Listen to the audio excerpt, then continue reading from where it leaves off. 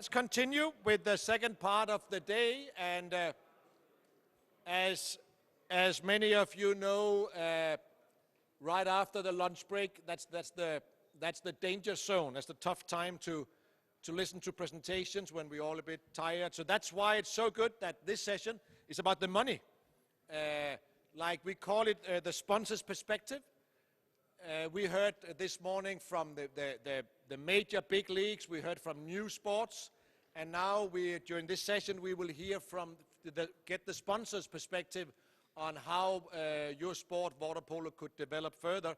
Then after a coffee break, we will then get into discussion with your group, if I may say so, where where former players will discuss some of the learnings of today. But first, we have the view of the sponsors, and we have a very strong panel, and the panel will be moderated by our favorite moderator, Rick Burton.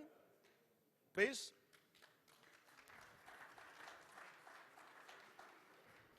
Gentlemen, come on up.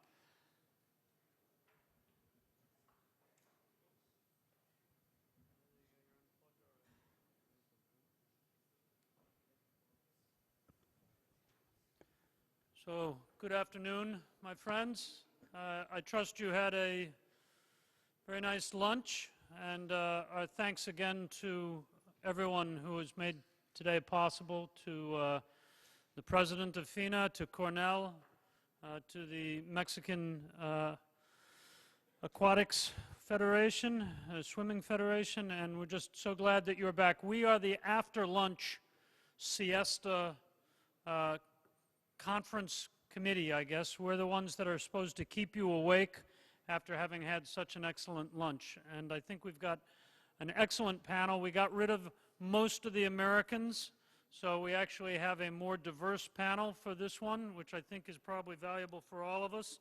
And I'd like to introduce them. I'll come from my left. It's not how they appear on your program, but I'll come from my left.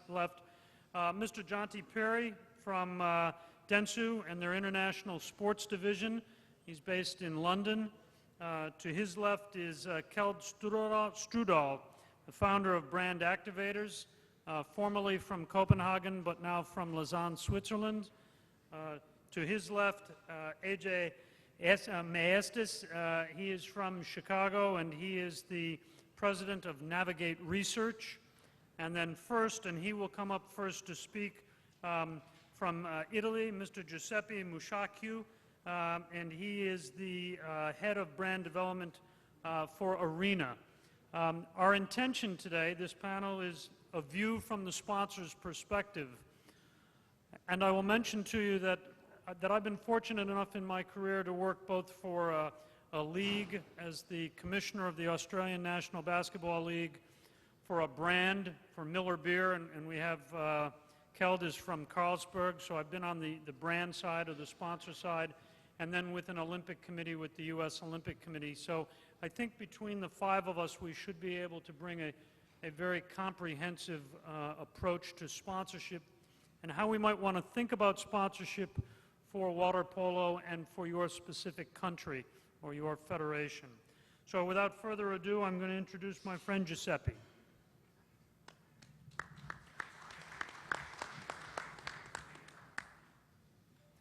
Thank you, Rick. Good afternoon to everybody. I'm sorry my accent is not that American, so get used to it. First of all, let me just say how happy and proud I am to be here. It's been a great session this morning. This is a great event. I hope I will be able to bring a kind of contribution to the discussion.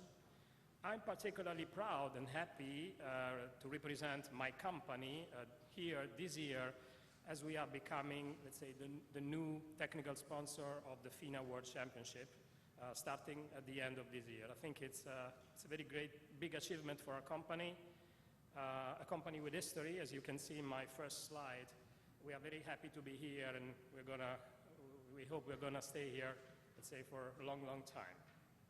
A couple of words about Arena. Most of you probably know it already. It's a company that was established in 1973, so it was 40 years last year, actually. A company that is heavily investing in sports marketing. I am responsible for the sports marketing and sponsorship investments at the company. I know the numbers. Let's say there have been many people talking about dollars and euros so far. Well, we are putting on the table, let's say, a considerable investment in aquatic sports. Actually, Arena is proud sponsor of FINA and LEN, of 19 national federations, including 5 water polo teams. And then plenty of individual swimmers, Olympic, world champions, European champions.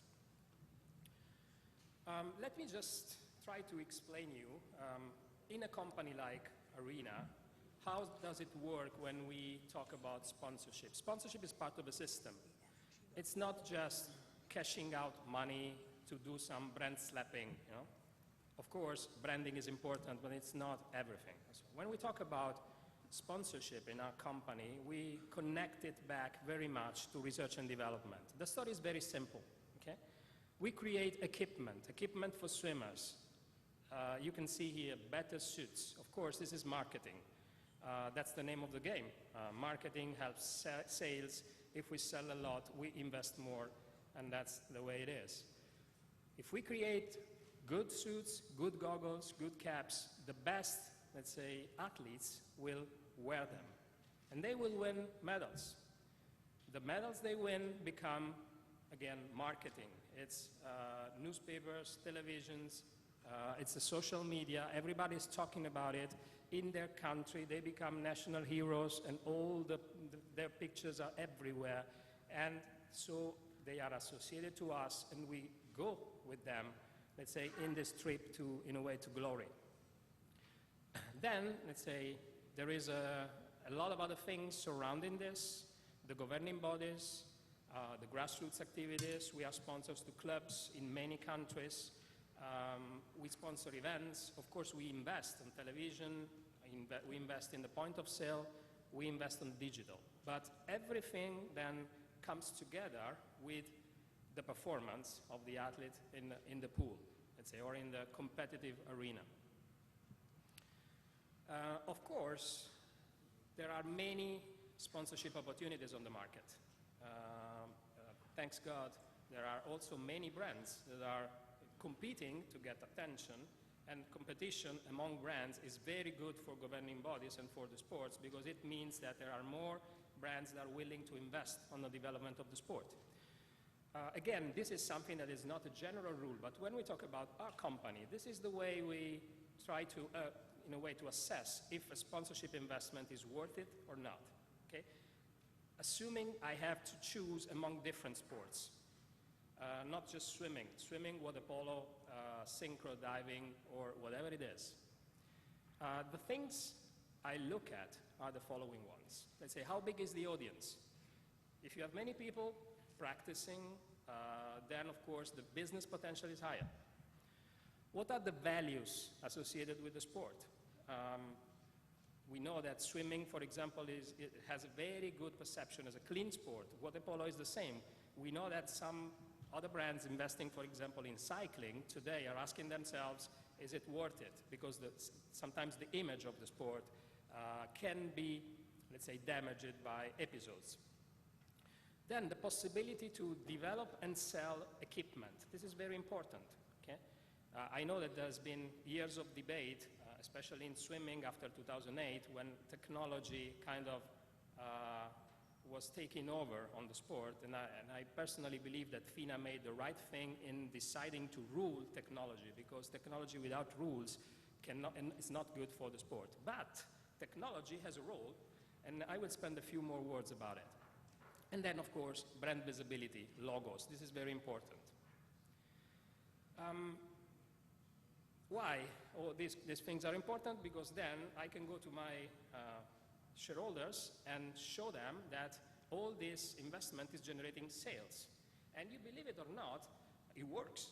Because even if we are running our business in an economy that is very difficult, especially in Europe in these very days, Arena has been growing very much in size of the business and in profitability in the past few years. And this is very much connected to the fact that we decided to invest more massively on sports marketing and on the right sports marketing investments. Aquatic sports are an interesting market, okay? Just a few words about why. It's a healthy set of sports, a popular one, because we will see, let's say, the media attention is very high, and it's affordable. You know, you don't need to pay maybe the 12,000 euro you need to buy, for buying a bicycle if you are a triathlete, just to give you an example. Swimming is a soft sport, can be a life-saving sport in many countries. It is for all ages. Then, let's say, we have a lot of other activities that are coming, let's say, in the pools. And this is probably one of the worst enemies of water polo, because the fact that pools are limited and that the people owning the pools, especially the private pools, but sometimes also the public pools, prefer to use them for very intensive activities like aqua gym, spinning, aqua yoga. You have many of those because they make more money out of it instead of keeping it open for a water polo play. It's popular, let's say, and FINA is doing a great job here. I think you all have to be really proud about it. These are the numbers that we got from, let's say, the television audience of the World Championship, and this is the way the audience has been developing throughout the years. Let's say Barcelona was a great event, really a great event. This may seem like big numbers, but if we compare them with some of the sports that we have been, let's say, listening to this morning, let's say we have to conclude that swimming is still a niche. It's not one of the biggest sports in the world in terms of participants, even if it is one of the most popular.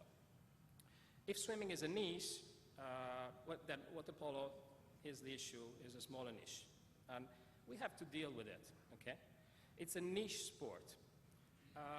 This can be taken as a positive thing, because niche sports survive only if they have a very strong foundation. And I think water polo has it, okay? Water polo means history, tradition. So Cornell was saying this morning, it has been the first Olympic sport, team sport, actually. It's a team sport. It implies a lot of physical contact, and people loves it. You need strength and stamina to play it. You know, somebody else this morning said, I cannot even imagine how much does it take to those guys and girls to do what they do in the water. It implies a lot of strategy and tactics. And it's concentrated in a few leading countries. Well, if you take off the picture that you have on this slide and you just read the text and you say, what sport I'm talking about? It may be rugby. Why not? It's exactly the same. And we've been listening this morning, in the session of this morning, about how rugby has been, let's say, very good in leveraging the media to turn a niche sport into a cool sport. And I think this is something that has to be inspiring for us today, because the foundation is the same, and the foundation is very good. Let me just spend a few words about technical equipment, okay? Why technical equipment is important for sponsors? Because it creates authenticity for a brand. Okay, the fact that Arena is able to do good suits for all consumers outside here means that Arena is a credible brand in the swimming world. And I believe that in all the sports, this principle is very valid, okay? You may have, for example, the example of protection helmets for American football. Look at this. This is the history, let's say very, very synthetic history of the protection helmets. They have been changing, and they keep changing every year. This is a protection, of course, a protection equipment, but it's also a symbol of a sport.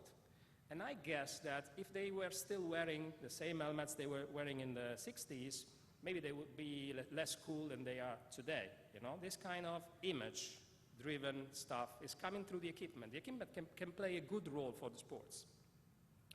If it is not protection, it is performance. I did it on purpose. I'm not mentioning suits, okay, here. Tennis rackets. Also, tennis rackets have been changing and growing from wood to graphite, and then to synthetic materials. And tennis players have been living with it, and this has been helping to sell more rackets all over the world, to make sponsors happy, and to create more dollars for everybody. Now, 10 seconds of advertising here. Technology is good, because when brands invest in technology, they can create things that are not just limited to the competition arena, okay? Take this product. This is an exclusive preview for FINA, okay? We are launching it now. This is something that we are doing for people who are not swimming today, because they don't like to breathe in the water. There are so many people that don't like to breathe in the water, you know, because it's not easy. This simple product is based on the same studies that we have run on the racing suits, okay, hydrodynamics. It's just something that you put on your goggles, no matter which goggles. If they are Arena, it's better, but if they are not Arena, it's the same. You can apply it on the goggles, and they help you to breathe, because they create an air pocket here in the front, let's say in front of your nose and mouth, and you can swim freestyle much easier, and you don't gasp in the water. Okay, this is technology. Why technology is important? Because if these products work, then more people will swim, and swimming will become bigger. And if swimming becomes bigger, we are all happier. So, end of the advertising. Of course, branding is important. Okay, I'm just comparing here, let's say, what is left on swimming after the ban of the bodysuits, and what do we have on water polo. If possible, water polo is more limited than swimming. It's a very small surface for brands to show off. We have to say this. It's a problem, you know, it's a limit, it's an issue. It's not the biggest issue, but it's an issue. And there's another issue, let's say, if you look at the suits, okay, the FINA rule is good here. Let's say it's the same size of the logos that we can have, for example, for swimming. It's 30 square centimeters. But in water polo, you have an issue. Let's say all these suits are under the water most of the times. In swimming, you have in and outs. You have, let's say, the swimmers going to the starting bridge and showing their suits, and then you have them, let's say, going out of the water after the race and showing the suits. In water polo, this is much more difficult. Let's go to caps. On caps, you know, it's a nightmare. 6 square centimeters is the dimension of the logo we can afford on it. So it's nonsense. It's non-visible. You know, we have this beautiful picture here, but with the exception of our Hungarian friends, who can guess who's the sponsor? Unfortunately, I know it's not Arena, but you know, it's difficult to look at it and find out. So there are things connected to branding, connected to equipment that we can do, let's say, to create more value for the sponsors. But I decided to make just an exercise, like if I am the product manager of water polo here, okay? And I'm asking myself, I have to launch this product on the market, and I know it's gonna compete with other sports, and it's gonna struggle to get attention from the media. So what is the unique selling proposition I can draft for water polo? Based on the things we said, it's a team sport, and it's a team sport in the water. We know from research that was really freshly made from USA Swimming that one of the main reasons why, let's say, young swimmers, kids in the USA are leaving, let's say, are quitting swimming, it's because they want to go for a team sport. So water polo is a team sport. There's something good in that. Well, we have a ball and a goal, you know. Maybe this is a little bit more difficult for our American friends, but in Europe, a ball and a goal are responsible for the fact that most of the kids want to play soccer, European football. I am father of 2 boys, 6 and 9, and I can tell you that they were swimming when they were small, and then they wanted to go there because they want a ball and a goal. Well, the water polo has a ball and a goal, so there's a lot we can do around it, okay? Because it's something that means fun, more fun in the sport. There is history, there are values, and these are the things all the water polo people have to be proud, because this is something that can be used also in communication and in marketing. It's an epical sport, where you can have heroes. And then, and this is a note for us, let's say for sponsors, water polo players need to train. If they need to train, they need to buy swimwear, they need to buy goggles, they need to buy caps. So when sometimes when you represent water polo as a market, it's not such a small market as we may think, because in the end, these are, let's say, people that are swimming in a pool. Just to finish very quickly, so what I believe is the mission for the governing bodies, of course, is to help creating the infrastructure. The number of pools is a limitation in many countries. Then to deal with the politics and to set the rules. What the sponsor have to do once the foundation is there, we need to go for the activation, the promotion, and the grassroots activities. I brought with me a very small example. Let's say I didn't want to talk about big events. Let's say we are sponsors of the European Championships, but this is probably something that is not really relevant for water polo today. So I took with me an example about the activation of the Grand Prix. The Grand Prix is a smaller event. It's something that has relevance in the United States. It's very important. And Arena has been working with USA Swimming just to create more activation around this event. What is the objective? The objective is just to make swimming more popular, create more fun around it, get year-round attention about the sports, because one of the problems with swimming is that there is a lot of attention during big events and then the attention goes down, and give fans and spectators more to love. So a lot of little things, okay? The autograph zone, between the drop-off area and the entrance. The athletes go through a path and they sign autographs. And you cannot imagine how many fans you have there waiting for them. The awards arena, sometimes awards ceremonies can be boring. I've seen in major events, FINA and LAN are already trying to solve this problem, but we just replaced the awards ceremony with a kind of a branded photo position in which athletes were signing a mascot and tossing it into the spectator stand. And people were just, let's say, were crazy to get the mascot.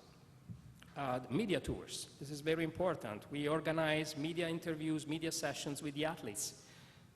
Social media, don't underestimate the value of social media. Unfortunately today, if you look at the presence of water polo on social media is very poor. And this is an indicator of the fact that probably we need to bring more young people into the sport.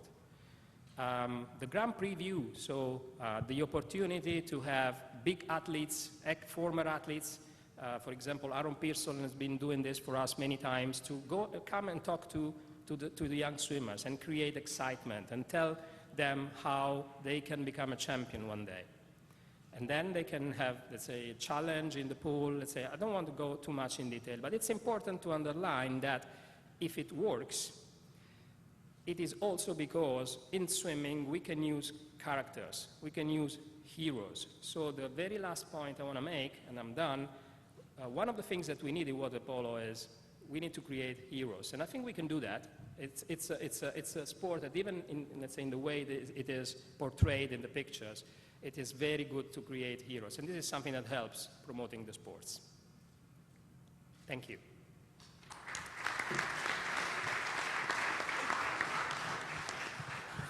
Giuseppe, what an excellent presentation. Really one of the very best, seriously, that I've seen in a long time, and with such great graphics and great information. So thank you very much for that. Our next speaker is going to come up from Dentsu, but before he comes up, I wanted to be able to read you the research panel that was, or the research piece that was asked of all of you before this session. Does your national federation work with sponsors in your country to promote water polo? I'll say that again.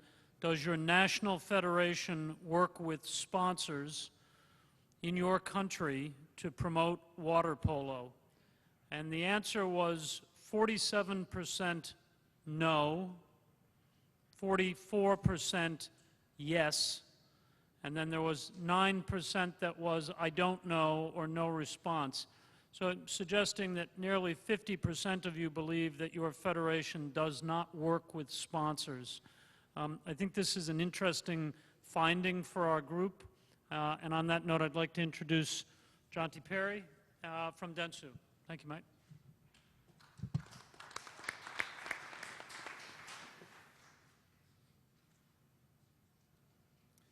Thank you, everyone. It's an absolute pleasure to be here.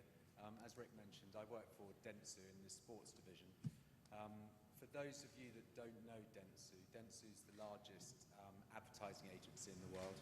We've been working in sports marketing for about 30 years, since our involvement with the IOC leading up to the Los Angeles Olympics. We're very lucky to work with some of the largest brands in the world in helping to advise them on their advertising strategies and their marketing strategies, and also to have very close relationships with a lot of the world's leading sports governing bodies. We are actually currently, and have been for the last 10 years, the exclusive global marketing partner for FINA. So I hope that with this sort of background, I may be able to impart just a few thoughts on how, as the title suggests, how brands can help water polo to actually grow awareness and popularity of their sport. The simple answer as to whether brands can help is an enormous yes. Free marketing, the golden ticket to marketing is free marketing. That typically comes from two sources. It will come from media partners, or it can come from committed brand partners. There can be no doubt as to the impact a brand can have in increasing the awareness of the sport, and this applies equally to the Olympics as it would do to water polo or any small niche sports, any large sports. It applies exactly the same whether you're looking at large sports or small sports. Committed brand partners not only bring awareness, but if they are truly engaged in a partnership level, PricewaterhouseCoopers, which is the international accountancy firm, estimated and advises sponsors that to truly maximize the return on their investment in the sponsorship, they should look to commit £3 to every £1 that they spend on sponsorship. Now, I'll repeat that. That's 3 times the amount that they should spend on marketing their sponsorship than they actually pay to do that sponsorship in the first place. So you can see the potential of forming a partnership that works on both sides, works for the governing body and works for the brand, can potentially have enormous ramifications. I choose to just illustrate some of the techniques, the marketing strategies that brands utilize which can help grow a sport. I choose Coca-Cola and the FIFA World Cup, but I want to make this very clear that although I've chosen one of the biggest brands and one of the biggest sporting events, these marketing initiatives will apply equally to small brands on local levels. They're normal marketing initiatives which all brands effectively operate on a daily basis as part of their marketing portfolio. If you have a solid partner, there can be creative opportunities to include water polo, potential imagery within any of their creative concepts. Through their advertising, out of home, magazines, that type of thing. These are all areas of marketing that brands can use to amplify the sport, the team, or the association that they're in partnership with.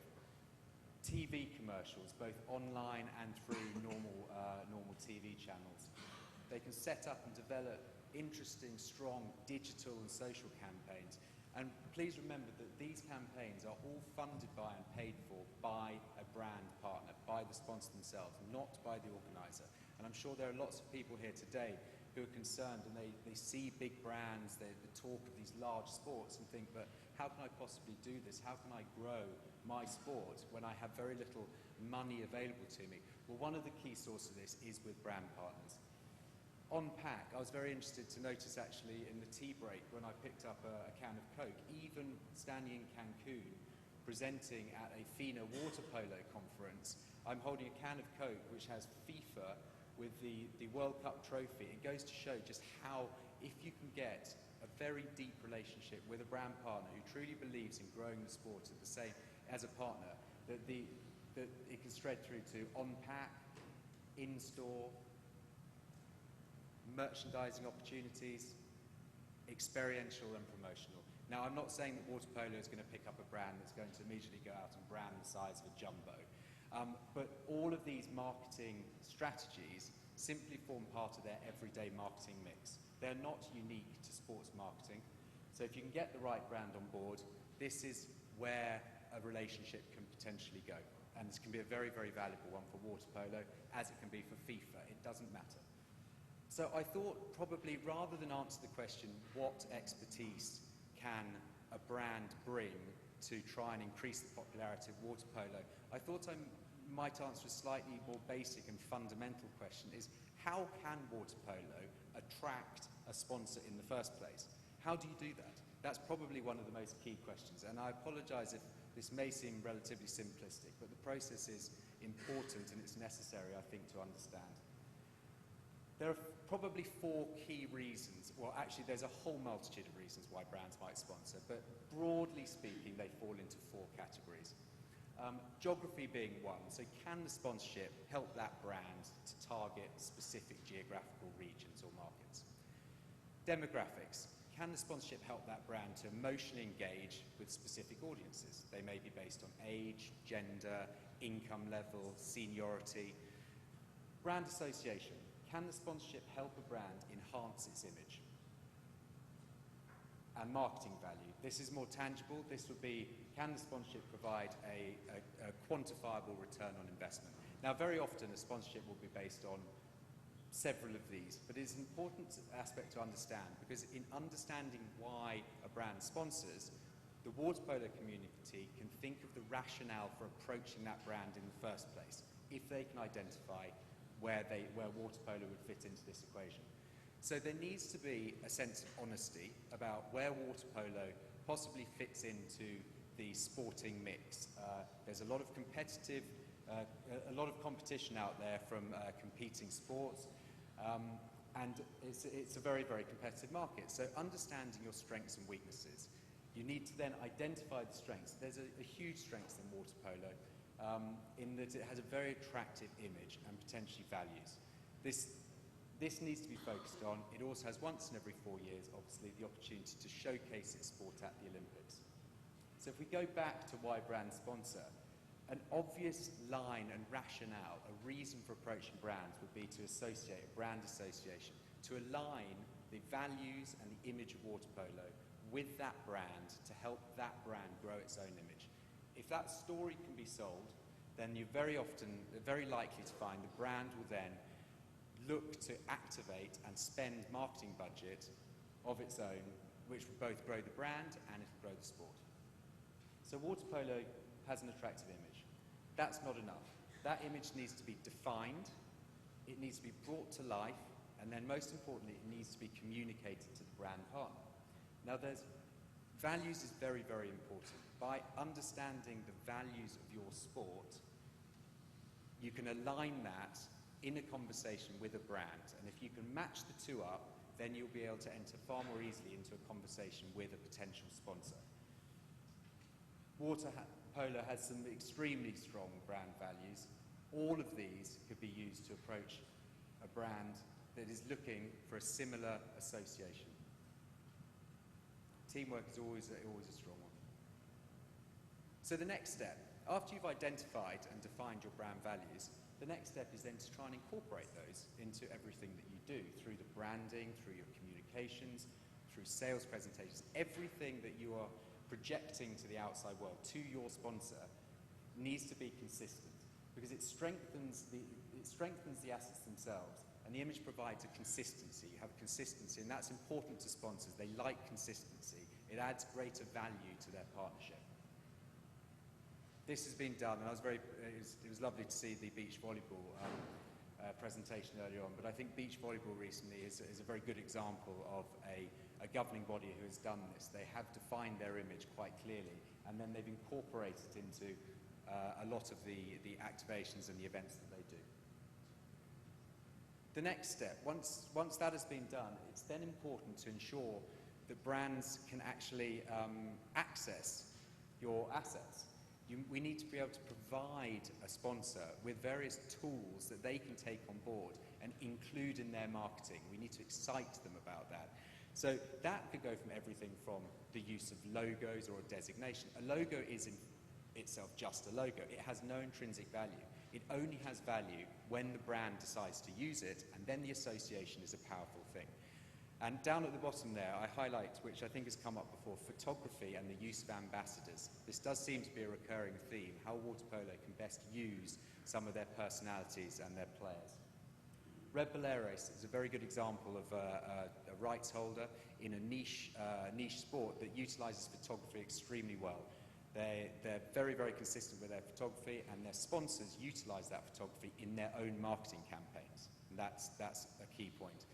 Again, the Heroes campaign that the FIVB have undertaken, it's a very impressive way to use their ambassadors through their marketing to provide consistency.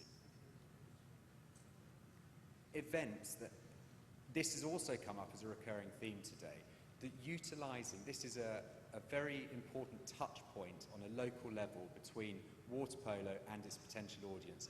So to create something that is bigger than the sport is a very powerful tool. If that event can be amplified through either marketing or the engagement of ambassadors at the event and create something that is bigger, it attracts a new audience. It helps to, one, retain your existing audience, but potentially to bring on a new audience. This is taken, obviously, from the IRB World 7 series. This is a photo taken from Hong Kong. And although I'm sure these ladies, and I have no reason to think they're not massive rugby fans, the event itself, my point is that the event itself has taken on a life of its own. People, many, many people go to these events who are not necessarily interested in rugby sevens. That has been taken even further by HSBC, a traditionally quite staid bank, who have actually incorporated this into their own marketing campaign. So the festival, the event itself is being used by the title, the series title sponsor within their own marketing. I think there's a mindset which needs to be realized as well, that brands are not interested in sponsorship nowadays. It's quite an outdated term.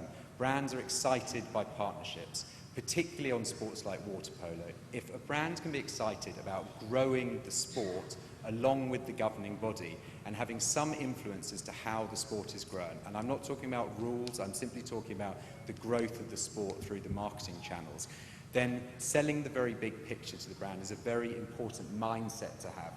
And there are some radical ideas which it's possible for local or national federations to think about. That one idea could be give away the sponsorship. Why not? Give it away. Don't charge a penny. Find the right brand, bring the partner on board, but thinking for the long term, to give away a sponsorship, to bring on a brand that maybe commits to a certain amount of marketing spend, can generate the awareness, it can generate the participation.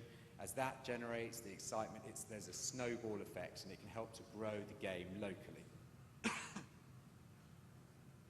And finally, my final point is, this is relatively common sense, is approach brands that match with the values as defined by water polo. So identify those brands that appear to align with one of the values that have been defined as a water polo value.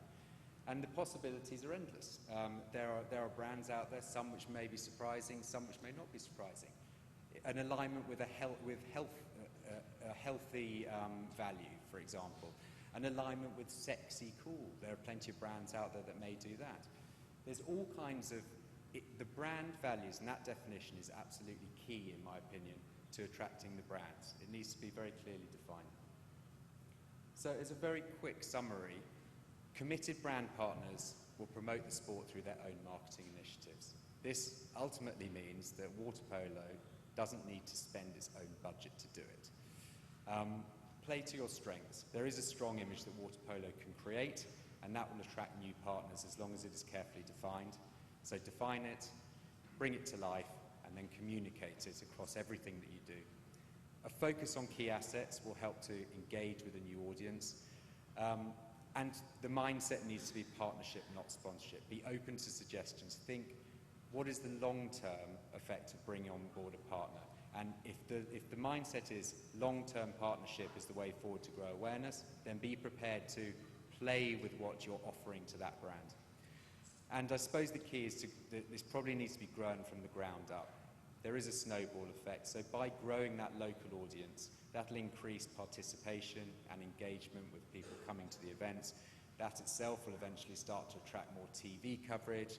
Media coverage in turn starts to bring in sponsors. More sponsors, then the value goes up. So I hope that was interesting, and obviously any questions then I'll be delighted to answer when we get to the Q&A session.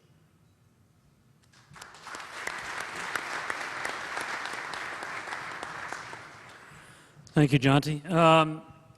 I teach for a living and happen to be a visiting professor in the Austrian Alps. And Jonty spoke about the brand Red Bull. And for those of you who have access to the internet, to computers, the YouTube world of Red Bull is very, very interesting if you're interested in looking at sponsorship in very unique and different ways. And if you were students, if this were a class, I would give as a homework assignment for everyone to go to YouTube and to look at some of the sponsorship properties that Red Bull has created and the ways that they are approaching sponsorship. And I think that if Red Bull were to look at water polo, I think Red Bull would have some very, very interesting ways of approaching your sport. And so I encourage you to look at what they're doing. They are very, very cutting edge. And in some cases, they're inventing their own sports. And in some cases, they're breaking all the rules associated with sponsorship. And I wasn't aware of this until I started teaching Austrian students who pointed these things out to me.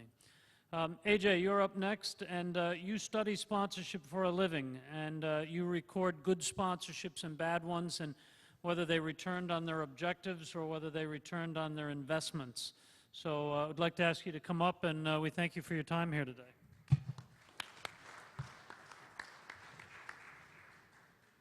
Hola, me llamo Andrés Maestas, pero mis amigos dicen AJ. So you can also call me AJ. At this point, we will be friends. You've flown me to this beautiful country. I owe you that much. And certainly there's not enough time today to cover all the topics related to measurement and research in sponsorship. But at the end of this presentation, my contact information is listed. And know that you can call or write anytime, and we'll do all that we can to help to be a friendly neighbor.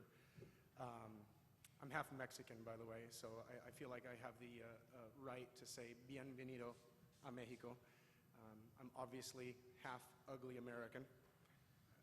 Which half? The upper half. Rick asked me which half. I was born in Alaska, so that's not quite American. It's much closer to Canada than it is the United States. But if you want to hear that story on how someone's half Mexican and half Alaskan, I'll buy you a beer at the bar tonight. But to move forward, the gist of what I do for a living is measurement and research in corporate partnerships. I appreciate that, Jonty, as a partnership is a key word. My firm, Navigate Research, we will do roughly 120 studies this year on this topic for about 100 different clients around the world. Those clients range from all of the major networks. I happen to be a client, almost all the major organizing bodies except for just a small handful, 13 of the top 15 agencies in this world, and there's about 40 brands around the world that use us as well. So we have the good fortune of working on the side of those that are buying and investing in partnerships and those that are selling partnerships, including people associated with water polo. United Airlines, who was good enough to fly us here, is a client, Liberty Mutual over a time. Red Bull, who just came up, is a longtime client of ours. So there's two things that we measure at Navigate Research in those bubbles you see behind me, and that's value and impact.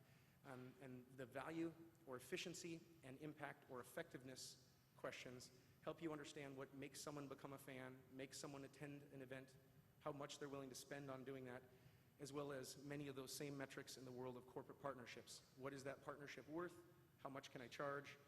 Are they going to buy Coca-Cola because they're a global top Olympic sponsor? So just for some fun background facts, again, I'll be short here today knowing that we can all talk later and we have some time as a panel as well. There's about $50 billion US dollars spent globally each year in partnerships. So I'm hoping you can leave this conference with knowledge that helps you go get your share of that $50 billion. More ugly American comments, you'll notice that $19 billion of that is spent in the United States, even though most of the global growth opportunities for those global brands is not in the United States. It's a very mature market. They should be spending their money overseas. Our recommendation as a research firm is to spend 1 to 3% of your revenue from partnerships on measurement. That could be staff, that could be internal resources, it could be external resources. But that simple number of 1 to 3% is what we think elevates your business to allow you to make a business case to earn more money from partnerships. The reason I say this, earn and make a business case, is critical, is that if you are not a global sport that everyone recognizes, that chief marketing officers know that they're supposed to invest in, you need to make a good business case on why someone should invest in you and your sport, and beyond just give you money, why they should activate or promote that association. So I'm going to arm you with a couple fun facts here. We track in almost every study we do how influential a sponsorship is on someone's likelihood to purchase, attend, all this other behavior. And so this fact up here has been included in hundreds of studies. On average, it ranges a great deal, of course, but on average, a sponsor or partner is 3 times as likely to sell something to a fan of your sport if they are aware that you're a sponsor, and twice as likely to recommend. There are virtually no marketing mediums in the world that can make someone 3 times as likely to buy and twice as likely to recommend, right? The caveat to that is that you must promote that association. It was a fan of your sport and aware of the partnership. So bridging that gap and that challenge, and what is often lost on most corporate partners, is the promotion or activation. Earlier, you heard Jonty share that PricewaterhouseCoopers names it $3 or pounds per every dollar or pound in rights fees in activation to maximize a partnership. This is a little bit of a different statistic, but in these databases and research studies that we do, we've found the point of diminishing returns to be 50 cents on every dollar. A much more realistic number, just so you know. Less than 1% of sponsors can afford to spend more than just $1 in promotion for every dollar they spend in rights fees. Very few in the world actually do that, and you can name them off the top of your head easily. For everyone else, they tend to underspend. They tend to spend about 15 cents per dollar on rights fees. The reason this number is important and the reason you need this number to grow is twofold. One, if they're not successful and they don't sell, if Arena is not selling their products and services, you know, if Anheuser-Busch InBev or Coca-Cola or McDonald's does not sell more of their goods and services, they won't come back in the future. And secondly, when they activate and promote around your sport, they are driving fandom, they're driving attendance, they're growing your fan base. So it's a real win-win. So if you could mark it down and remember this, they need to spend at least 50 cents per every dollar before they hit a point of diminishing returns. By that I mean if they're spending less, they're leaving easy money on the table. And they could even spend more than this many times and do well. There's still ROI. But any less than 50 cents, there's a problem. All right, so there isn't enough time to get into this, but the good people here, including Dale Newberger, if you've had the chance to meet him, shared with me that a lot of your organizations have a challenge in knowing what to charge. So I can actually email you some information afterwards that will give you a basic, we'll call it the Mickey Mouse version of the equation that we do professionally. And that Mickey Mouse version will give you a simple calculation so you can see that you're charging the right price for your partnerships. And this is the basic methodology behind me. You don't want to know. All our people have PhDs and all these fancy degrees. I can't do it. I have no idea how to do this. So I will email you how to do this. But please know that you can call on us if you have a question about what you should be charging. Last couple of slides here, just leave you with a quick thought. In promoting your game, there's been a lot of talk about how to use a star athlete or to take a key figure and spread your brand possibly around the world. The example behind me is Major League Soccer, the premier soccer league in the United States, but it's actually the 7th most popular sport in the United States. This is something Americans like to do. We like to take other people's sports and rename them, so we call it soccer. And we like to take other people's sports, change them slightly, and then claim that the champion is the world champion. I'm sure you've seen this. But all that competition for those scarce dollars and athletes means that the world's most popular sport, 33 cents on the dollar globally in sponsorship goes to the sport of soccer, football, right? 33 cents on the dollar. In the United States, 7th most popular sport, but in this example right here, by leveraging a star athlete, David Beckham, who plays for the team in Los Angeles, that jersey sponsor, Herbalife, which is a multi-level marketer, signing up regular people to distribute their products and services, was able to get $5 million for that logo on that jersey. This is a football club that very few people watch, and in a league that very few people care about in the United States. The average rating for a national broadcast is a 1. Not that popular. As you can see behind me, Herbalife, this multi-level marketer, leveraged the popularity on a global basis by having this very visible figure in David Beckham. And they offered people who signed up for their distribution method a free jersey. And as you can see from the heat map behind you, in places as far as away as Japan, within 24 hours, the 50,000 jerseys they'd allocated were sold out. And what they're really doing is ultimately driving a business goal for Herbalife, right? But what it revealed to a small little football club in a not very popular sport in the United States was the power of having this star athlete and leveraging that personality for that corporate sponsor. And I can promise you $5 million US is a lot of money, but they make a lot more than $5 million because of the people they've signed up with Herbalife, because of David Beckham and because of the Los Angeles Galaxy. That's the club. I'm going to leave you with one last little fun fact here. What you're looking at in this chart is basically an efficiency curve, or a curve of best fit on how other marketing and media platforms fit on effectiveness and efficiency versus sports. The stadium you see in the far upper right is where sports sponsorship falls. I'm sure what you often hear, and I can only imagine how difficult it is to sell. I think that Jonty made it sound too easy to sell these partnerships. It's very, very difficult. Is that the price per person is very high that you're asking. But what this chart behind you shows you is that it is more influential. Remember that statistic I shared, 3 times as likely to buy and twice as likely to recommend? That's the reason it's high on that curve, and that left axis is purchase intent.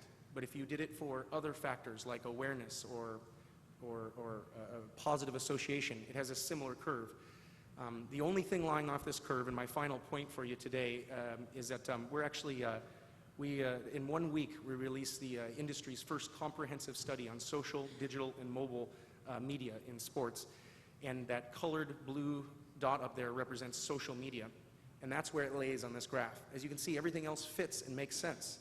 If it costs more, it's more effective. Social media is incredibly effective at drawing attendance, creating fandom, interacting with your fans, and for corporate partners, extremely impactful, yet people are only charging an average of $7 per CPM for those assets.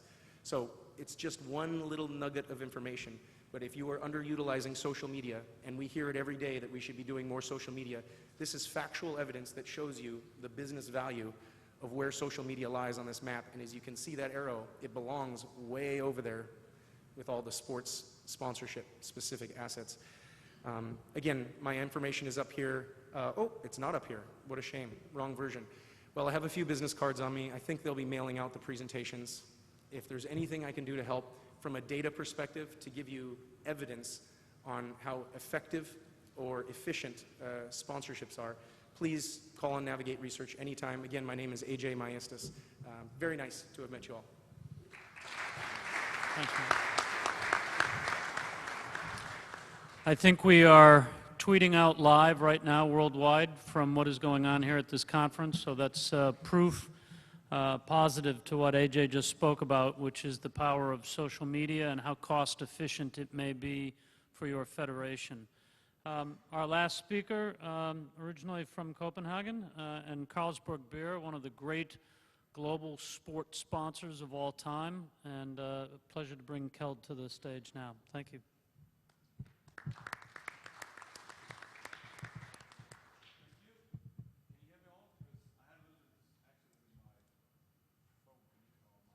I don't think they're hearing you, so I can hand you a microphone if that'll work for you.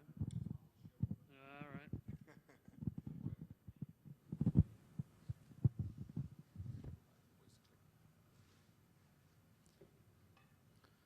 This will not be the first time today that we've had a technical difficulty, but we're not going to let Keld run off the stage as we saw the last time, so.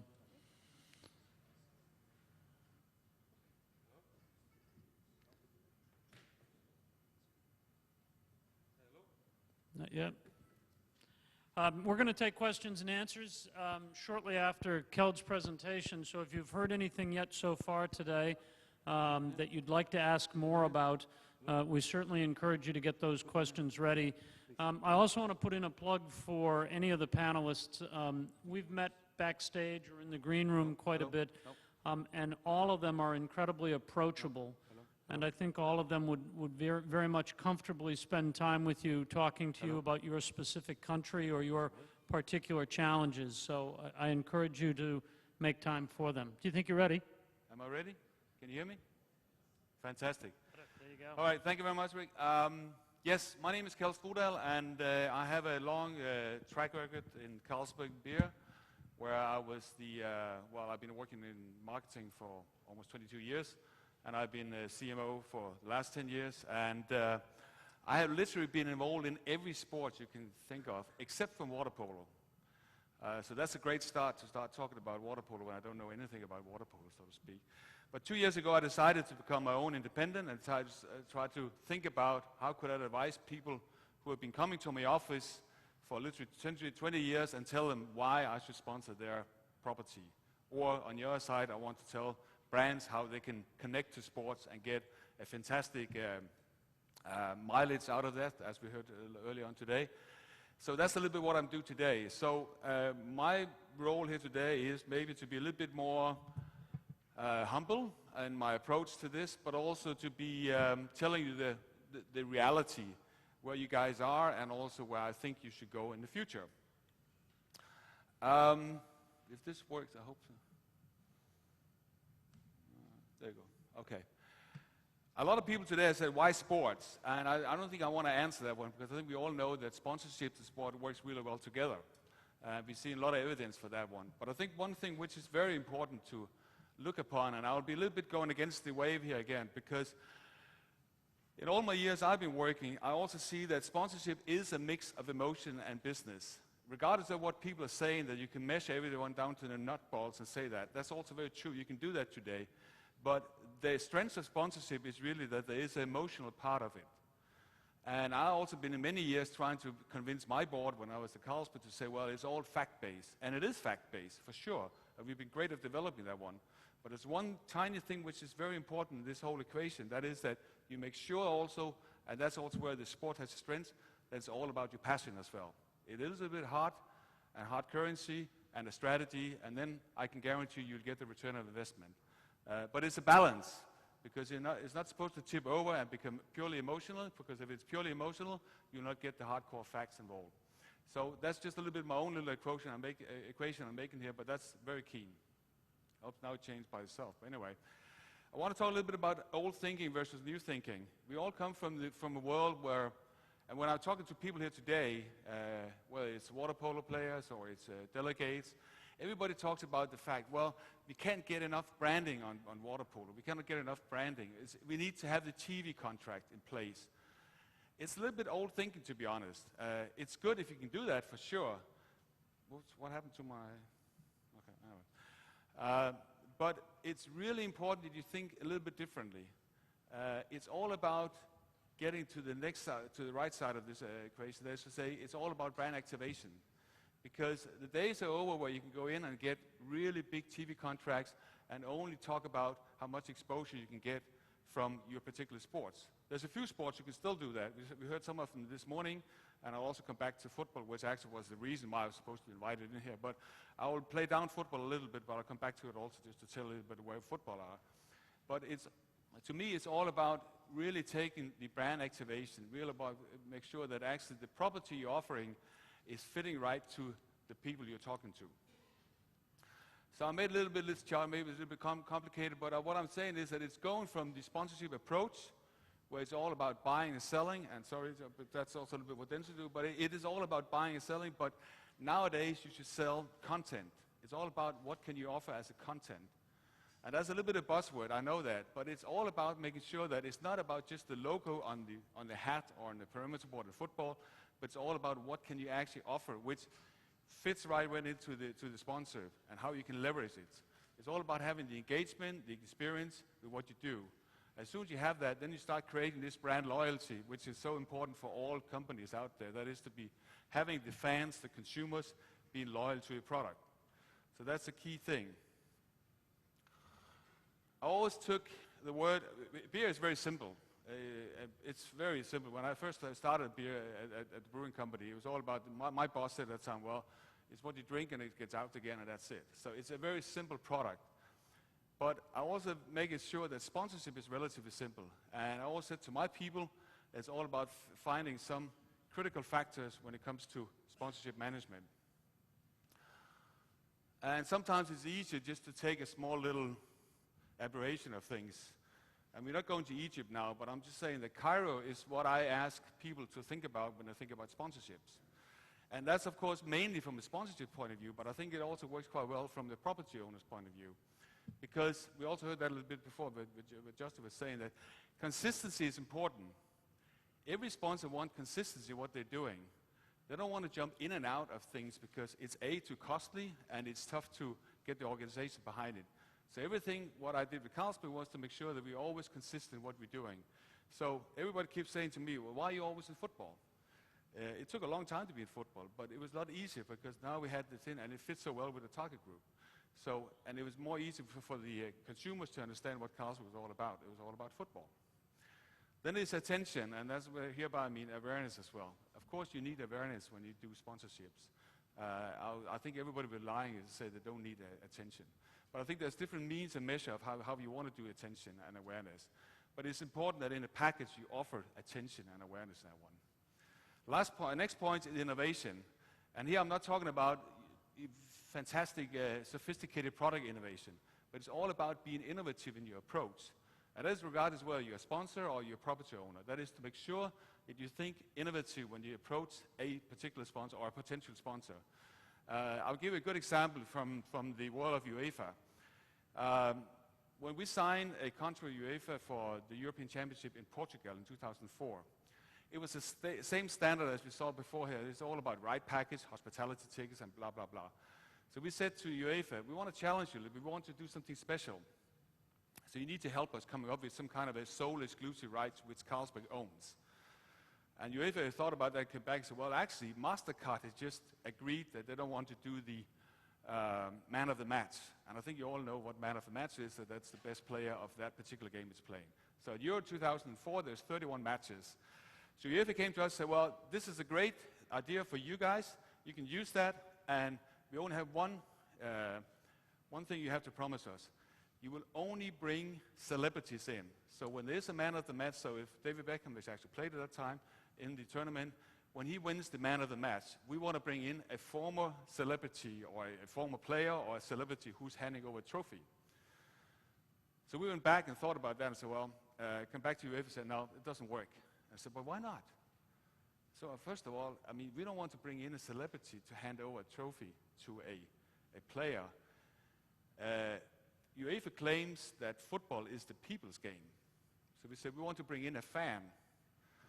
And UEFA became completely berserk and said, well, that's impossible. So why is that impossible? You call yourself your people's game. There's billions of people out there who want to watch the game. No, because, you could either, maybe this fan was crazy, maybe he will stab the celebrity or the players, or he will do something bad there. So they were literally denying us to do this sort of like man of the match. It took us almost a year of discussing that. They accepted, and that was probably something because of money, but anyway, they accepted that we actually did that. And today it's probably one of the most successful solo exclusives you can do, and everybody's doing that with the fans. And funny enough, UEFA now claims that it was their event, and they were the one who came up with the idea. It doesn't matter. At the end of the day, it's all about being innovative and trying to come up with new things, and I think that's really important for sponsorship, that you think out of the box.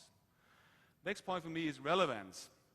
And it is so simply that actually it's crying out that everybody talks about relevance. But for me, it's very important because I've been seeing so many times people coming to my office and say, well, we'd like you to sponsor X something. And I would say, yeah, why should I? Well, you know, we have great TV coverage. Yes, but I mean, our target group is not your TV. It doesn't matter, you get great exposure. And I'll give you a good example, and that's maybe a little anecdote, which a lot of people have heard already, but I'll say when I started at Carlsberg, we were sponsoring figure skating. Big time. $1 million a year, which was a lot of money at that time. And I couldn't figure out why Carlsberg was sponsoring figure skating. Is there anyone in the audience who can figure out why? Is there somebody who knows why we should not do it? Well, I'll tell you anyway. Because 80% of the one who's Carlsberg's consumers are men.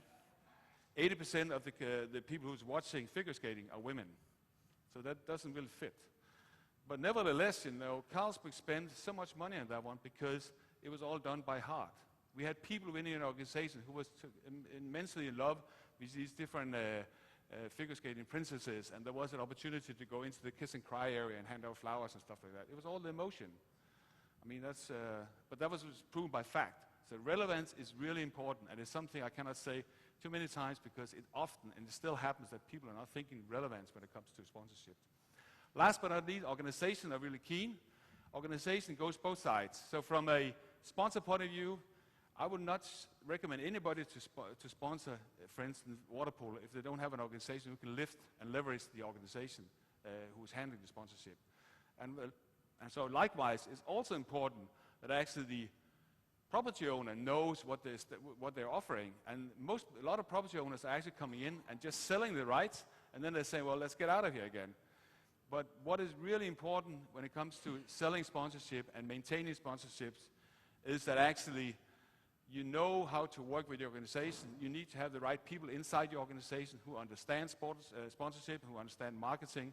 Otherwise, you should not offer any properties. And that's a fact. And that's something which a lot of companies underestimate, and there's also a lot of property owners who underestimate the fact that they have to get professional people. Otherwise, you will not be able to do it. I promised to talk a little bit about football, and I'll do that very shortly because I think this is a little bit the wrong audience to talk about that. But why football? Well, football is huge, and it's big time. And the gentleman who was here this morning maybe think that NHL and NFL is big, but gee, what happened to my... It's definitely much bigger than anything else. Just look at these numbers. If you take a Euro 2000, the scale top 10 sponsors have an estimated value of 3 billion euros. You talk about over 200 countries who's broadcasting this one. You talk about 8 billion who's watching it at home, 500 million digital users, and that's growing fast. I mean, while I'm talking, it's probably 1 billion or 1 billion now. 4,000 media people, 1.5 million people in stadiums, 8 million fans in fan parks, and so on and so forth. So I'll put it this way to say, football for me will always be there and will be way up there. And I think you can be inspired by football some way, but I'll also say maybe not. Because football to me is actually a very, very spoiled sport. They're not necessarily that innovative in what they're doing. And UEFA will probably kill me for saying this, but it doesn't really matter. But I mean that really sincerely. That UEFA and the football properties around the world are blessed with a fantastic fan audience who just living and dying for football. So they don't really need to be that innovative in what they're doing. They do a very classical sponsorship approach most of the time. Then they have sponsors like Coca-Cola, Carlsberg, everything else who's trying to exploit it. But it's thanks to the sponsors. It's not so much thanks to the to UEFA. Just to give a small little funny note, when we did the 2012 sponsorship European Championship, we served 1 million beers in 15 minutes. That's how great a demand there is for selling beer during a football match. So I think that tells quite quickly why Carlsberg has a strategy with football. It is so simple as you won't believe it. Men, football, and beer go so well together, so it's so easy to look at. So for a brand like Carlsberg, Coca-Cola, Budweiser, or whoever are involved in football, it's more a question of do they have the money to maximize the ROI potential across the board. So that's again, use it 360 degrees when we all heard about it now, from media advertising to consumer experience and so on and so forth. That is really, really important. By the way, I disagree with the fact that you have to spend 1 to 3 to activate. I don't think that's a number. I hear all these numbers from 1 to 3 and 1 to 10 and whatever, you know. It's all about your objectives. Think about what you want to achieve with your objectives, and then sometimes it's even 1 to 1 or less. So it's really for the company and sponsors to make sure that you know your objectives, and then I don't really care about how much you put into the budget. I can say many of our properties was far less than that because we did it smartly and we negotiated smartly as well. So, what about the future of sponsorship? Well, I see these areas as a trend, and they're not really that surprising, so to speak. But one thing I mentioned, I talked a lot with you guys here from water polo, is that I think there has been a very clear tendency to look too much on TV and to TV exposure. The future will be completely different. It will be a multi-fragmented media platform where TV will play a down role, and you'll see that less and less, unless you're talking football or maybe NFL or a couple of other big sports, Olympics also as well. But the rest of you, sorry guys, and regardless of your water polo or your badminton or whatever it is going to be very difficult to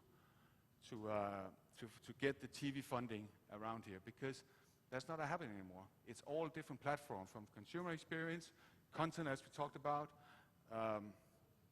and consumer expecting more. Consumers are, as we heard this morning also, consumers are really, really critical, and they're really demanding what they want to do today. So you only have like 2 or 3 seconds to convince them actually to buy your product. And that's another thing. So you need to make sure what you do here with sponsorships is really engaging and interesting and hit the right target group. And that's actually my last challenge, last slides. I thought a little bit about what I see with water polo. And a critical question for me is, don't just focus on TV. I would even be a little bit provocative and say, I know that, because I worked also with other Olympic federations, I know that the TV pool at the Olympics are really, really important for you. But perhaps you should also think a little bit out of the box and say, well, should there be an alternative track? Because the fact is, as I said, that TV will be played down in the future. So maybe it's about time to think about something else. Like we heard many times today, it is difficult to understand water polo. It's not easy. I also played when I was a very young kid in schools, and I loved that. I think it was fun and great. But since then, I only watched it once in a while, and I've seen the great tapes from DVD, and I think it's interesting. But it is very difficult to understand. And I think also, I talked to somebody at lunchtime, if you want to create a revolution within your sports, you also need to be prepared to do that revolution and execute it, because that means you need to play down some of the other things you have with sport. Is it an Olympic sport? I sometimes, when I think about water polo, perhaps it's a extreme sport. I may be a little bit provocative, but I mean, the way you see them play, the physical contact, and it's great to see.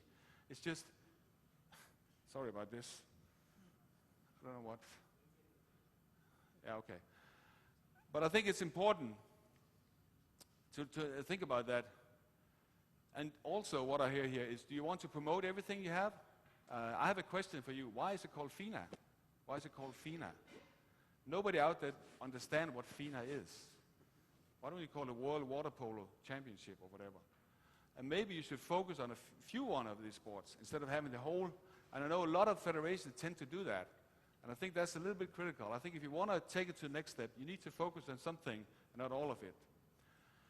Know your target group. We talked about that before. But a sponsor, if you approach a sponsor, the first thing he'll ask about is, who's the target group? And if you can't answer that perfectly, then he's not interested in that. Be innovative in what you're doing. And like you said this morning also, be realistic. I mean, don't strive for the football, because I think that's out of the reach. And it will be, I guarantee you, it will be that for the next 20 years. It's not going to stop. So everybody else will have to fight for the same cake or bone. And that's where you need to be better than the other one if you want to go on.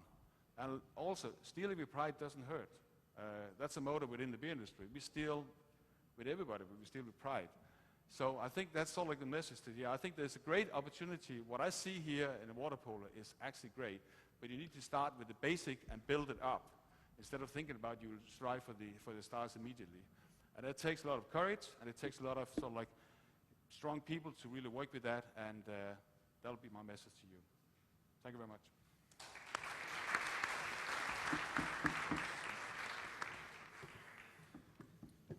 So for the panel, before we take any questions from the audience, and I'll give you a moment to think about this. Let's imagine that some of the people in the room come from a small country. Water polo is not a well-known sport in the country. There are no famous players playing water polo in the country. I have no one on my staff that can sell a sponsorship that has ever sold sponsorship. How am I supposed to think about sponsorship? My sport is small. My athlete's unknown. I don't have the staff to sell sponsorship. And yet everyone is telling me I have to go out and get sponsors. How should I be thinking about this problem? Johnny, you want to go first? Yeah, I think as through my presentation, there is an opportunity, even for small federations with... Can you put that a little closer to you? Yeah, sorry. Yeah, I think there is an opportunity, regardless of the size of the federation, to market. There clearly needs to be a proactive approach to marketing the sport. So I think the federation has to take as much responsibility as trying to find a brand.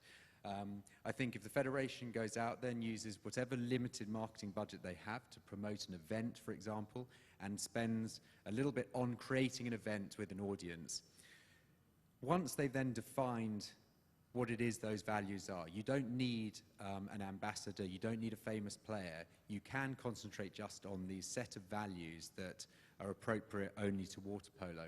And I think if you can then identify through those which brands, maybe local brands, they don't have to be big brands, but which local brands may best identify with those values, I think that that is the obvious place where you can find a dialogue with that brand, that they can then attach onto it. And as I mentioned in my presentation, if you then have the ability to provide them potentially with some photography that they can utilize in their marketing, I think that might be the way to do it. And it can be done on limited budgets, I think.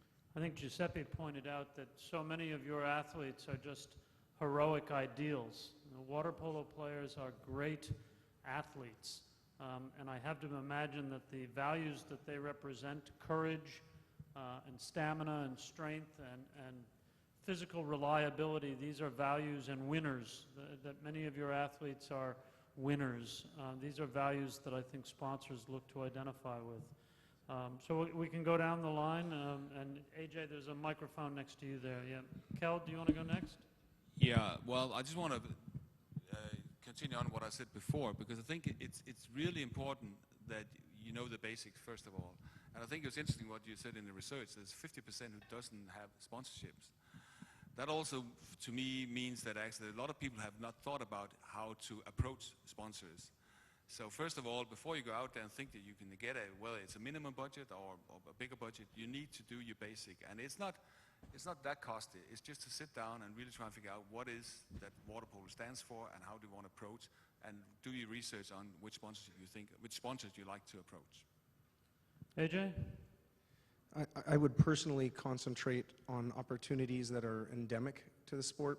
So the corporation has business motivation to help kids learn how to swim, or they're already associated with the sport in another way. Giuseppe, with Arena, I'm just saying to fish where the fish are. And secondly, I wish this had more of a insightful analytical angle to it, but it doesn't. The majority of deals are sourced from personal relationships. So I think you need to look to your board and those executive direct C-level to C-level relationships. That's just the beginning, though. To answer that question, the place I'd start, endemic partnerships where there's an obvious natural fit and personal relationships. Sponsorship deals generally get done at the top, and they generally get done top to top. And so part of your social interaction in a community will probably be a huge part of whether or not you can sell sponsorship. Giuseppe, you had all those great slides, and yet one of your slides showed the net, showed the goal, and there was no sponsorship that appeared on the goal, and I just wondered whether or not that would be one of the most logical signage places to sell sponsorship. But your thoughts on selling if I'm a small country? Yeah, let's say that none of us probably had the possibility just in 10 minutes to get that much in deep, let's say, on on the way we work every day. Basically, that's daily business for us. I think that Keld has been saying something that I share very much. You know, it's, of course, there is emotion in the equation that you use to decide if you want to go for a sponsorship, go for a partnership, no matter the way we call it or not. My point is that no country is small enough, no sport is small enough if there is an idea, if there is a plan, let's say. So it's difficult to find a partner, it's difficult to find a sponsor, it's difficult to find somebody that is willing to invest on you if you don't give him kind of a perspective of what you want to do. Let's say this is the unfortunate truth. So if you don't have the staff, you don't have the people, you don't have the resources, it's going to be hard to have a sponsor. Okay. We have time for a few questions, and if there aren't questions immediately, I'll have another question for the panel. But anyone interested? We have a question in the back. Yes, sir. Yeah, I listened very carefully to the presentations, which I thought were excellent, actually. But what I thought was missing from the presentations was increasingly we're finding that our partners are also coming to us with a corporate social responsibility agenda, which swimming particularly fits neatly into that box. And I see water polo could also fit into that box as well. Healthy living, training hard, good bodies. It's all about, you know, promoting a different lifestyle. And I was surprised that no one actually touched on the whole CSR scene as part of building that partnership and that package. You have to come back tonight at 8 o'clock for the CSR panel. Joking. I think this group could go for an hour on CSR, but I think it's a great point. So, Keld, if you want to offer something there? Well, I totally agree with you, and I can make excuse about we only had 10 minutes. That's not really a good excuse, but I think it's a very, very good question. And I'll say to the Water Polo Federation, I think you have an excellent opportunity to go on the CSR. I mean, we all know that water, clean water environment, and the physical aspects. And one of the, I was fortunate enough to sit with one of the water polo players this morning. We talked about also, you know, the fact that these guys are so physical, and they are incredible, great athletes to look at. And we all know today it's all about looking good and have a fantastic physical education or building, so to speak. So I think there's a lot of things there which can be done, and I'm sure there is a good CSR factor in that. And that's also what you need to find. You need to find a unique selling point and forget about the exposure and the classical stuff. I don't think that's going to be helping you. You need to think out of the box and find a way to go. Certainly clean water and safe water are probably areas where CSR and water polo might meet. So, other questions? We had another hand. Gentleman in white, thank you. Stephen O'Brien from Ireland Water Polo, one of the small federations of water polo. Ricky took my question out of my mouth a few minutes ago there about small federations, and good answers, thanks for that. I'm going to put Giuseppe on the spot if I can for a second. We saw your slide, sorry, we saw your slide with the number of federations, and I think, is it 5 water polo that you currently sponsor. Is this not an ideal opportunity for a working sponsorship relationship with federations and sponsors alike to work together and promote growing sponsorship between, in this case, Arena and how many federations are here this weekend, these 2 days, to try and generate the relationship there between the federations and the sponsor that is actually here with us this weekend? It's a really powerful question, and I think it's spot on. So, Giuseppe, now you're on the spot. Yeah, the answer is yes. Let's say, I'm going to say something that, let's say, maybe I shouldn't say. I can stop you if you need me to. Okay, you kick me out. Don't do it. No, I'm just saying, in water polo, like any other sports, like any other investment option, needs focus. Okay, so this event is clearly a sign that the World Federation is putting focus on the sport. If you miss focus, you cannot create that kind of conversation with the sponsors. Honestly speaking, you know, my company is 41 years old, and water polo has been, and it's unfortunate that I'm using the past, it has been, let's say, one of the most important sports in the past. Today, if you look just at the numbers, you see 19 swimming federations. Out of those 19, only 5 are water polo. And we do not have any specific investment on water polo only. So it's difficult for a company, let's say for a private business, just to get into the complexity of how the sports is managed, if it's correct to have all aquatics federations or if water polo should be separate. I don't know. But for sure, from our standpoint, it's much easier to see good projects coming on the swimming side rather than on the water polo side. Then it's also true, and I will be very short here, that Arena is not the only company in, let's say, in the pond. There are many companies, for example, let's say a bunch of companies that are putting more focus on water polo. This is an opportunity for the sport because those companies want to grow, want to take space, so they are going where they find some space. This is another opportunity, so you have to look, let's say, at the opportunities you have in your market and try to understand who can be your right partner to do the things you want to do. If you have good projects, a company like ours, we're water instant. Whatever you have in the water, we're there. So we have a question on the far side, and we may not get you a microphone, so if you can just shout out your question, we'll be happy to try and listen. Or we can wait. Thank you so much. Our excellent moderator, Rick, encouraged us to ask everything. So I know the FINA policy, but I know the difficulties of water polo too, as well.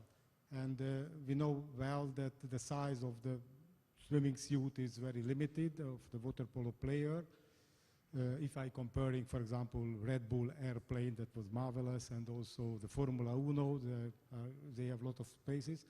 So the question is that what is your opinion if, for example, but I know how sensitive this matter, if we start or if permit the painting of the body of the water polo player, for example, if they use arena suit, maybe it would be written, but impossible to look at, for example, with a Sivos breast with arena name, if you look at this picture, but maybe that would be, we could offer something for the sponsors, because otherwise we don't have any chance, or theoretically we discuss this matter. Can I, AJ, you go first, and then I want to take a crack at that. So you're away. You're first. With a show of hands, how many people have too much money in your organization? Too much money. I think you'll find that to be a small, zero-sum game. Yeah. It does feel like you're bastardizing and commercializing the sport, but there's unquestionably revenue attached to it. So my short answer is, we all need money to accomplish the goals and missions of our organizations, right? I think it's something that's probably inevitable. An answer that I was going to give you is, I think that water polo as a international federation deals with the challenge of the Olympic Games, your showcase moment, as being essentially a clean venue, which is a part of the Olympic Charter, so that sponsors really do not have the ability to be visible during your biggest games. And yet during competitions that may be a part of your world championships or your national championships, the opportunity for sponsorship suddenly starts to emerge. And I think one of the challenges is how you think about your real estate. And sponsorship is not the answer to all problems, but you have a great deal of real estate that maybe for some federations is not being thought about. When I was running the basketball in Australia, we had too many sponsors in too many places. I think water polo might have a different problem, but we had a sponsor on the ball, not the manufacturer of the ball, a sponsor on the ball because the ball was going to be featured in close-ups a lot. We had sponsors on the backboard, sponsors on the stanchions that supported the backboard. We had sponsorship on the court. We had sponsorship on uniforms. We had sponsorships practically on the shoes. That won't work per se specifically for water polo, but I think you have a great deal of real estate. You have goals. You have the water. Football has used the sideboards around their stadiums for a long, long time, and FIFA obviously runs it differently for their World Cup than necessarily what you see with the Olympic movement. But Jonty or anyone else who hasn't had a chance to comment on maybe how we think about sponsorship differently for water polo. Anyone? Well, again, I want to emphasize, I think you should move away from the traditional sponsorship. I totally respect there is an issue with the Olympic Games and there's no sponsorship whatsoever except from the top 10 sponsors. So that's all fine, and I have no wish to change that. But I think it's important as a federation that you think differently. And I think it's all about your ambitions as well, because if you want to maintain where you are, I think you do a fantastic job. But if you want to have that ambition to move yourself up to something, you need to come up with new innovative things, whether it's painting or it's less players in the pool, or it's in outdoor activities on the beach like the beach volleyball. There's several things, or CSR. All these things are necessary if you want to take the next step and define a sponsor in the future, because otherwise you will not find the sponsors, because it's a very ugly game out there right now. There's only a few of these sponsors, so these federations who are doing well, the rest are fighting for the same bone. So you need to think about that when you go in and think about what you want to go and where you want to achieve in the future as a marketing. So On that, sorry. yeah, you seem to be long-sighted. You're missing me all the time. Yeah. Okay. Giuseppe talked earlier about, if you want to promote the sport properly, you need to have balls. But as far as... Not one. Yeah, okay. As taking a long time to catch up, okay. As far as water polo is concerned, we talked early this morning about various sports, etc. They all had a brand. But water polo does not have a brand. The brand is swimming. And that, I think, is a challenge. And how to overcome that challenge is an issue maybe the panel can respond to that particular question. Giuseppe talked about it and talked about the issue about leaving it, not separating it from swimming, but how can water polo attach itself from swimming and exploit the swimming brand? And maybe your panel might be able to answer that. So how cool is the pool? Yeah, it's a very interesting question. There are definitely certain advantages to being within the mother organisation of FINA. There's no doubt about that. I think locally, if you're not considering water polo on a global level, and you're looking at it at a local and a national level, then there is a lot of autonomy to create your own brand and your own identity. And so if you consider a longer term play with each of the markets working within their own cultural sensitivities to create their own brand that's engaging, then I think on the long term play, if you focus on national federations creating their own identity, at some point as the momentum picks up, I would suggest that that the global governing body would then probably want to look to define a global image for the sport. But it's a question that we've been talking about actually before we got on stage as to the benefits or not of being under the FINA organisation. Even today at the World Water Polo Conference, it is a FINA logo. There isn't a specific water polo identity, and I think that on a global stage would certainly be very powerful, but it's only really necessary once a certain level of growth has been achieved, I think. We have one question in the back. I'm sorry, gentlemen, only because I'm minding the tea break time. So a question from the gentleman in blue in the back. Yeah, this is a question from Twitter. What would be a natural global sponsor for water polo?